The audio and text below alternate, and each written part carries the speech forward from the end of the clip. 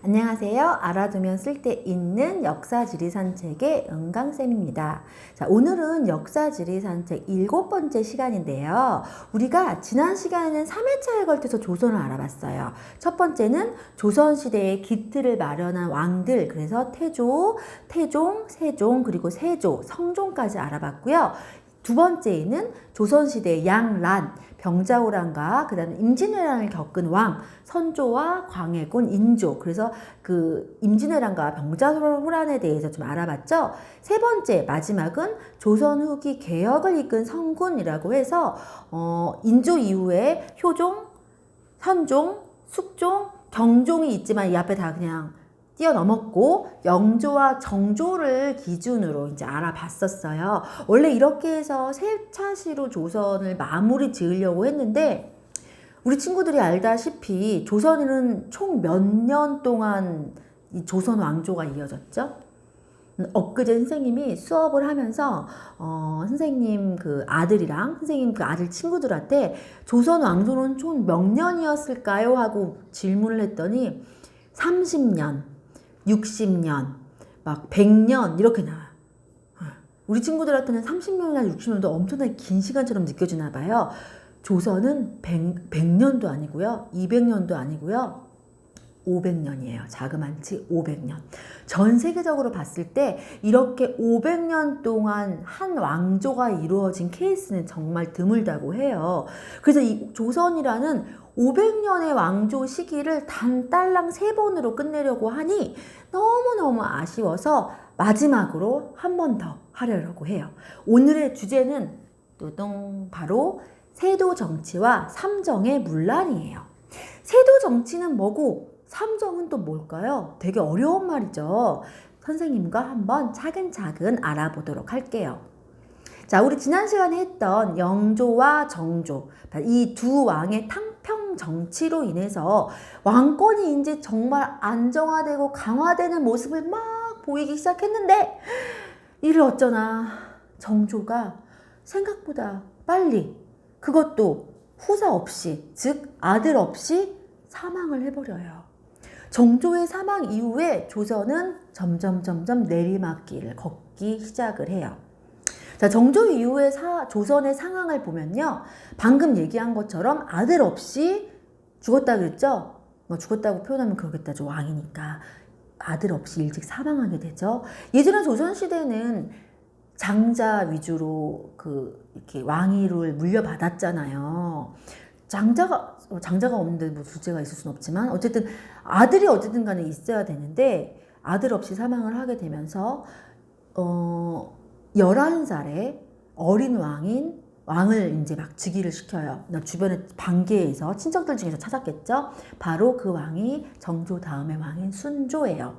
자, 11살이면 지금으로 따지면 초등학교 4학년이에요.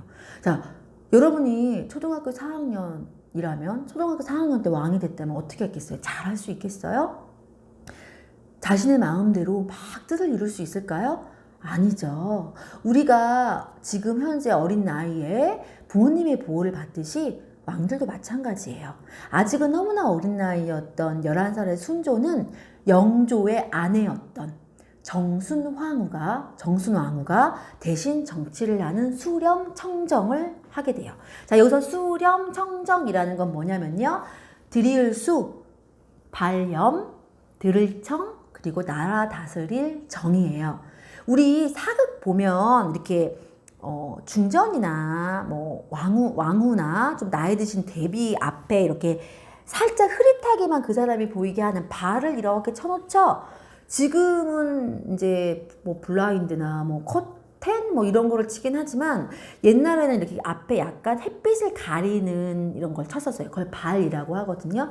그래서 발이 바로 햇빛을 가리는 염. 그래서 앞에 햇빛을 가리는 발을 쳐놓고 대신 나라를 다스리는 거예요. 그래서 나이 어린 왕이 즉위를 했을 때 이 왕이 성인이 될 일정 기간 동안 왕대비나 아니면 대왕대비가 국정을 처리하는 걸 우리가 수렴청정이라고 하고요. 이게 바로 이제 발이고 바로 이 사진이 수렴청정을 하는 모습이에요. 자, 대신 이제 정치를 해주니까 이 소수의 가문이 이게 권력이 집중되겠죠. 이게 바로 경주 김씨 가문에게 집중이 되기 시작을 해요. 자, 그래서 드라마 간택, 여인들의 전쟁이라는 드라마를 보면요, 19세기 세도 정치의 상황을 정말 잘 보여주고 있어요. 각 가문에서 왕비를 관택을 해서 이 권력을 손에 넣도록 하는 치열한 정치적인 상황을, 그래서 딸이 있는 집안이라면 어떻게 해서든지 왕비로 관택이 되게 해가지고 아버지나 그 딸의 아버지나 그 외가 쪽이 막 권력을 잡으려고 치열하게 암투를 하는 거죠. 이런 가문의 권력 다툼은 순조 시기에 경주 김씨 가문을 시작으로 계속적인 세도 정치로 이어지는데요. 자, 세도 정치 뭘까요? 세도 정치. 형세, 권세, 세고요. 길 도자인데 가르칠 도예요. 정치는 말 그대로 정치. 자, 그래서 원래는 국왕의 원래 세도 정치라는 건요, 널리 사회를 교화시켜서 세상을 올바르게 다스리는 도리라는 사림의 통치 이념에서 나온 이상적인 정치 도의를 의미했어요. 그런데 이 세도 정치는 그냥 척신이나 아니면 총신 같은 분이, 같은 한쪽이 막강한 힘을 가지고 있는 그 신하들이 강력한 이 힘을 가지고 모든 권리를 휘두르는 부정적인 정치 형태로 일반적으로 많이 쓰이고 있죠. 세도 정치의 일반적인 뜻은 그냥 국왕의 위임을 받아서 정권을 잡은 그 특정인과 그 세력에 의해서 이루어지는 정치 형태를 얘기하는데, 국왕 대신 위임을 받아서 정치를 하는데 잘할 수 있을까요? 내 욕심이 막 들어가겠죠. 백성들은 안위에도 없겠죠? 그냥 백성들의 안위는 생각도 없이 그냥 내 마음대로 우리 가문의 이익을 위해서 막 하는 정치, 바로 세도 정치라고 하면 돼요. 이 세도 정치의 등장은요, 권력을 남용하는 데 많이 쓰여지고, 당연히 지금 얘기했던 것처럼 백성을 살피지 못하죠. 자연재해나 전염병으로 힘들어하는 백성들을 살피지 않아 백성들의 울분만 쌓게 만들어요. 이러한 울분은 홍경래의 난으로 이어지는데, 이 홍경래의 난은 100일 정도, 한 4개월에 끝나게 돼요.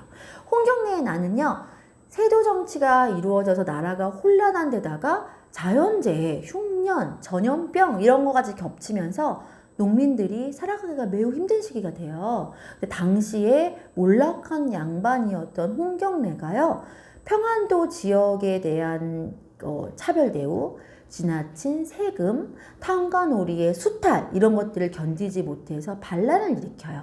이 홍경래의 난은요, 평안도 지역에, 지금의 북한 지역의 상인, 향리, 무사, 농민들이 모두 연합 봉기해서 그 지역을 장악을 하게 되는데, 당연히 조선에서는 조선의 그 군대를 거기다가 보냈겠죠. 그래서 아까도 얘기했듯이 100일 만에 끝나게 돼요. 이 난은 실패했죠. 실패했으니까 난이라고 붙이는 거예요. 성공을 하게 되면 혁명이 되는 거죠. 근데 실패한 거는 난. 그래서 홍경래의 난이라고 얘기를 하는데요.